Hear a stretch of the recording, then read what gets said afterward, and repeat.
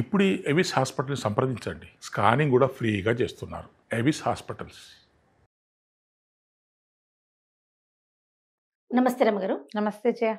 రమగారు, minor బాలికలు పేరెంట్స్కి దూరంగా ఉన్నప్పుడు తల్లిదండ్రులు ఎలాంటి విషయాలు ముందుగానే చెప్పాలి, వాళ్ళకి నేర్పించాలి?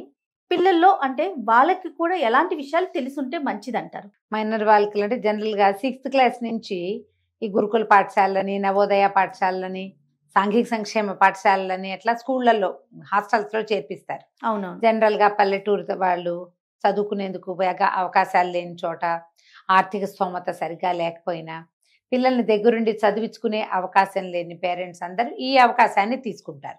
నవోదయ లాంటి చోట ఏంటంటే కొంచెం అది మంచి బ్రైట్ ఫ్యూచర్ ఉంటుంది, అలాంటివి కూడా ఉన్నాయి కదా.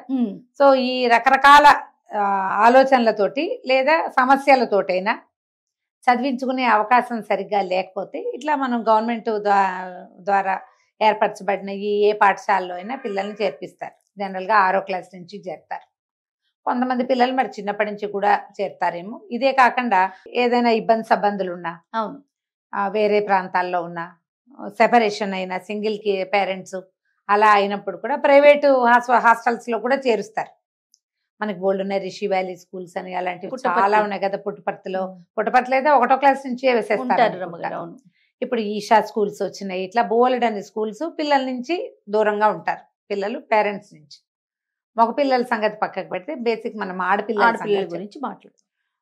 చిన్నతనం నుంచి హాస్టల్లో ఉండటానికి అలవాటు పెడితే కనుక టైం ప్రకారం లేవటము, పడుకోవటము, కొంచెం ప్లాన్డ్గా చదువుకోవటము ఇవి వస్తాయి. కొంచెం 6వ క్లాస్ 7వ క్లాస్ వచ్చేసరికల్లా పిల్లలకి ప్యూబర్టీ వచ్చేస్తుంది. ఆడపిల్లల్లో గ్రోత్ మొదలవుతుంది. ఈ సమయంలో రకరకాల సంచలనాలు, ఇబ్బందులు రావచ్చు. పీరియడ్స్ వచ్చేస్తాయి. దాంతో ప్రాబ్లమ్స్, ఆరోగ్య సమస్యలు రావచ్చు. కొంతమంది పిల్లలు ఎమోషనల్గా ఉంటారు.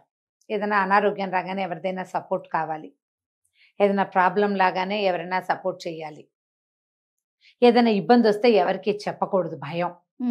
ఇలాంటివి అందరి పిల్లలు ఎదుర్కొంటారు జయ. ఒక్కొక్కళ్ళు చాలా సులువుగా దీన్ని అధిగమించేస్తారు. 2-3 ఒకటే రకం మనస్తత్వం ఉన్న స్నేహితులు ఉన్నారనుకో, కలిసికట్టుగా ఈ సమస్యని అధిగమిస్తారు. స్నేహితులు లేకపోవటము, లేదా ఇతరుల క్లాసుల్లో ప్రెషర్కి గురవటము, హ్యూమిలియేషన్కి గురవటము, ఇబ్బంది పడ్డమో జరిగితే పిల్లలు అటు అమ్మా నాన్నలకి చెప్పుకోలేకపోతారు, ఈ స్కూళ్ళల్లో వచ్చేటువంటి సమస్యల నుంచి తప్పించుకోలేకపోతారు. శారీరక సమస్యలతో పాటు మానసిక సమస్యలు కూడా తోడయ్యే అవకాశం ఉంది.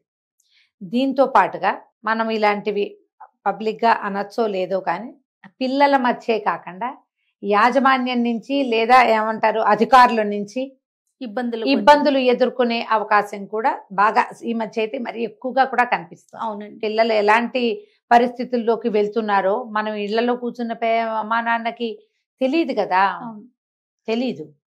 అందుకని సెలవులు మన కనుసన్నల్లో ఉన్న పిల్లల్ని పక్కింటికి వెళ్ళి వస్తుంటే ఒకలాంటి భయం వచ్చేస్తుంది. అలాంటి రోజుల్లో ఉన్నాం కదా రమ్మగారు. ఆ రోజులో ఉన్నాం. పిల్లల్ని సెలవులకి వాటికి ఇంటికి తీసుకెళ్తారు. 6 నెలలకు ఒకసారి ఇంటికి తీసుకెళ్తారు, 3 నెలలకు ఒకసారి ఇంటికి తీసుకెళ్తారు. పిల్లల ధోరణిలో వచ్చే మార్పుల్ని తల్లిదండ్రులు గమనించే ప్రయత్నం చేసుకోవాలమ్మా. ఎవరైనా సరే ఏమైనా దబాయించిపోయినట్టున్నారా, పిల్లలు లొంగిపోయి ఉంటున్నారా, లేకపోతే లేదా ఉద్రేకంగా ఉంటున్నారా, బాధపడుతున్నారా, అన్నిటికీ ఏడుపు కొట్టుగా ఉన్నారా, తిండి సరిగ్గా తింటున్నారా లేదా, ఏవైనా చెప్పుకొని లేని ఇబ్బందులు పాలవుతున్నారా, వాళ్ళు అక్కడ ఏమవుతున్నారు అనేది అమ్మా నాన్నను, అక్క చెల్లెళ్ళు, ఏ పింతల్లి పెద్దల్లి మేనత్తలు ఎవరైనా పిల్లల్ని దగ్గర కూర్చోబెట్టుకుని మాట్లాడిస్తూ ఉంటే ఈ హాస్టల్స్లో ఉండే సమస్యలు ఏంటి అనేది మనకి తెలుస్తుంది. ఆర్థిక స్తోమత లేని కుటుంబాలు అనుకోజేయ ఒక ఈ ఆధిపత్య ధోరణికి లొంగి భరించినట్టుగా ఉండిపోతారు పాపం పిల్లలు. అవతల వాళ్ళ ధోరణి కొంచెం ఏమంటారు ఎక్కువగా వాళ్ళు వీళ్ళ మీద అధికారం చెలాయించేస్తున్నారు అనుకో, సుపీరియర్గా ప్రవర్తిస్తారు కొంతమంది పిల్లలు. ఈ పిల్లలు ఇన్ఫీరియర్గా ఫీల్ అయ్యి ఆర్థిక స్తోమత లేదు, ఇంటి దగ్గర జరుగుబాటు లేదు, ఎట్లా కొట్లా చచ్చినట్టు మనం హాస్టల్లోనే ఉండాలి, ఏదైనా తేడా చెప్తే అమ్మా నాన్న ఇంటికి వెళ్ళిపోదామంటారు, చదువు కుదరదు, ఈ తిండి తిప్పలు ఈ ఏర్పాట్లు అవి అక్కడ ఉండవు, ఊర్లో పని చేయాల్సి వస్తుంది, లేదా పెళ్ళిళ్ళు చేసేస్తామంటారు తొందరగా, ఇంటి దగ్గర పరిస్థితులు బాగుండవు. అందుకని పాపం చెప్పకుండా నోరు మూసుకుని ఇక్కడ భరిస్తారు కొంతమంది పిల్లలు. అలాంటిది కూడా ఉంటుంది. కొంచెం గమనించుకుంటే బాగుంటుంది. ఒకటి. తర్వాత ఈ హాస్టల్స్లోనే పిల్లలకి ఏదైనా మానసిక వికాసానికి ఒక వింగ్ ఉండి, కాలేజెస్లో యూనివర్సిటీస్లో ఉన్నట్టుగా హాస్టల్స్లో కూడా ఒక వింగ్ ఉండి గవర్నమెంట్ ఈ రకమైన జాగ్రత్త తీసుకుంటే మన తర్వాత వచ్చే సమాజం అంటే రేపటి ఈ పిల్లలే కదా రేపటి పౌరులు మనకి. వీళ్ళు ఈ ఇన్ఫీరియర్గా ఫీల్ అయ్యి మానసిక సమస్యలతోటి కుంగిపోయి లొంగుబాటుకి ఒత్తిడికి గురయ్యి సరైన సమాజంలోకి వెళ్ళలేకపోతాం కదా. మన ముందు సమాజం బాగుండదు. ఇన్ని ఏర్పాట్లు చేసినప్పుడు పిల్లలకి ఉన్న ప్రెషర్స్ వాటిని తెలుసుకునే ఆలోచన కూడా ఒకటి చేయాలి కదా. ఖచ్చితంగా ఈ మధ్య స్కూల్స్లో అవి కనపడుతున్నాయి బాగా. ప్రైవేట్ స్కూళ్ళల్లో, కార్పొరేట్ స్కూల్స్లో ఈ ఒక యాంటీ గ్రీవెన్స్ సెల్ అని అలాంటివి పెడతారు.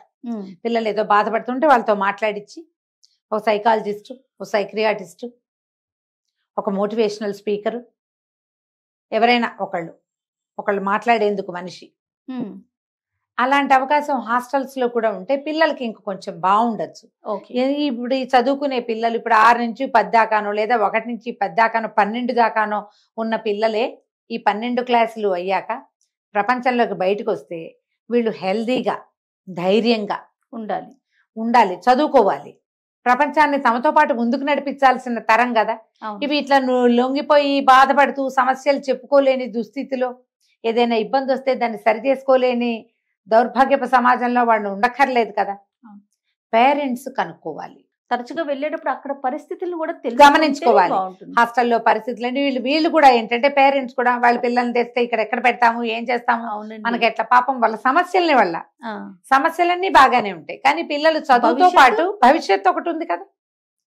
పిల్లల ఫ్యూచర్ ఆలోచించుకోవాలి కదా. డెఫినెట్ గా ఈ ఆలోచన పెట్టుకుని మనం ఒకవేళ పిల్లల్ని 6th నుంచి హాస్టల్లో పంపించదలుచుకుంటే పిల్లలకి 5-6 క్లాసుల నుంచి గుడ్ టచ్ బ్యాడ్ టచ్ నేర్పించాలి. ఏదైనా సమస్య వస్తే ఎట్లా దాన్ని అడ్రస్ చేయాలి, ఎట్లా దాన్ని బయటికి చెప్పాలో తెలియజేయాలి.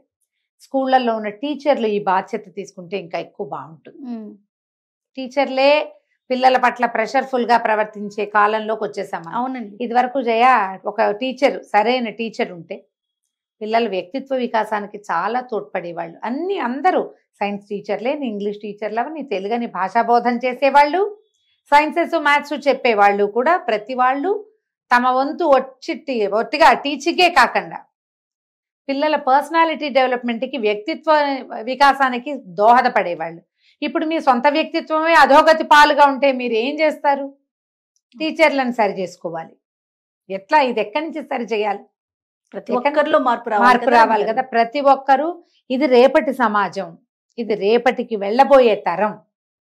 దీంతో మనం సరిగ్గా ప్రవర్తించాలి, బాధ్యతాయుతంగా ప్రవర్తించాలి. ప్రతి వాళ్ళకి బాధ్యత ఉండాలి. పేరెంట్స్ అమ్మా నాన్న ఏదో చోట్ల హాస్టల్లో చేర్పించాం, పిల్ల ఏదో ఒకటి చదువుకుంటుంది అని వదిలేయకుండా కొంచెం ముందు వెనక ఆను పాను కనుక్కోవటం, మంచి చెడు మాట్లాడి కనుక్కోవటం.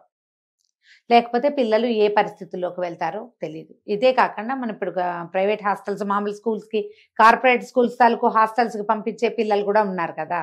పెద్ద పెద్ద స్కూళ్ళు ఉన్నాయి కదా. అవే కాకుండా ఇట్లా బోధనా పద్ధతులు బాగుంటాయని మనం చాలా చోట్లకి పంపించుకుంటాం. పెద్ద స్కూల్స్ ఉన్నాయి, గొప్ప పేరున్నవి కూడా. అక్కడ మాత్రం ప్రెషర్ ఉండదు పిల్లలకి అని ఎట్లా అనుకోగలుగుతాం? ఎక్కడుండే సమస్య అక్కడ ఉంటుంది కదా. అక్కడ చాలా అద్భుతమైన వ్యవహారాలు అన్నిటితో పాటు ఏదో ఒక సమస్య ఉంటుంది. పిల్లలు మీతో ఓపెన్ గా మాట్లాడే అవకాశాన్ని ఇవ్వండి ఖచ్చితంగా. ఇది ఆడపిల్లల్లో ఏంటంటే వాళ్ళు ఎక్కువ దుస్థితిలోకి వెళ్ళే అవకాశం ఉంది. ఎక్స్‌ప్లాయిట్ చేయబడతారు తెలిసి తెలియక, లేదా ఏదైనా ఒత్తిడికి లోనయ్యి. కొంత తెలిసి తెలియనితనం ఉంటుంది, అవతల వాళ్ళ ప్రెషర్ కావచ్చు, భయానికి లొంగిపోవచ్చు, ఏవైనా కావచ్చు. ఏ ఉన్నా సరే ఎవరో ఒకళ్ళ దగ్గర అది మాట్లాడేలాంటి స్వతంత్రాన్ని పిల్లలకి నేర్పించండి తప్పకుండా. ఒకవేళ మీ పిల్లల్లో దౌష్ట్యం ఉంటుంది, కొంతమంది పిల్లలు రోపుగా ఉంటారు, అన్నిటికీ ప్రతిదానికి నేనే క్వీన్ని అన్నట్టు ప్రవర్తిస్తారు. వీళ్ళు హాస్టల్స్లోకి వెళ్ళారంటే మిగిలిన వాళ్ళందరినీ అదుపులోకి తేవాలని చూస్తారు. ఇది కూడా అంత మంచిది కాదుగా, కాదు కదా, ప్రోత్సాహనీయం కాదు. దీన్ని ప్రోత్సహించకూడదు. మీ పిల్లల్లో ఉన్న ప్రవర్తన లోపాలు ఉంటే వాటిని సరిచేసి పంపించండి. పిల్లలతో ముందు మాట్లాడండి, వాళ్ళకి మాట్లాడే అవకాశం ఇవ్వండి. నమస్తే. నమస్తే జీ.